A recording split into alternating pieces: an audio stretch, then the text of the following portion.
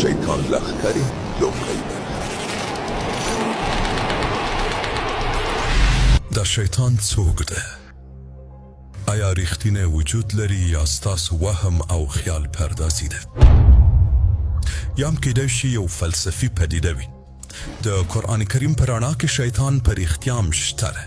د هغه وجود حقیقت لري او یوازې یې موږ لیدلی نشو.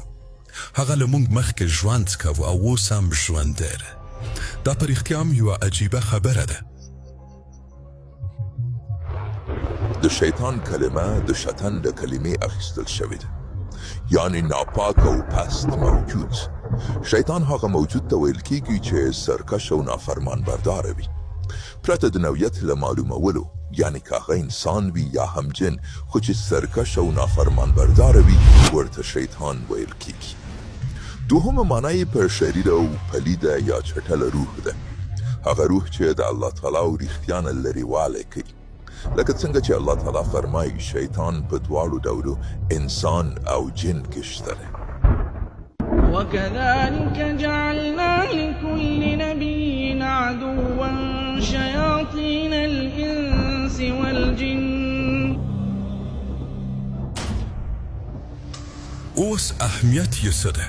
ولې باید د پیریانو په موجودیت باندې ایمان ولرو؟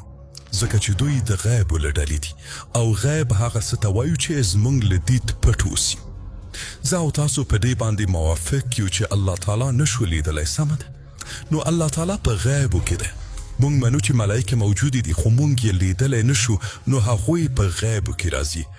په همدې ترتیب پیریان هم نشو لیدلی، نو په غیبو کې راځي. هغوی له داسې اور خلق شوي دي چې دود نه لري، او که چیرې یو اور دود ونه لري نو یوازې حرارت ده او تاسو یې نشئ کولی چې وګورئ. ځکه حرارت موجود ده، ګرمي شته ده خو موږ یې لیدلی نشو.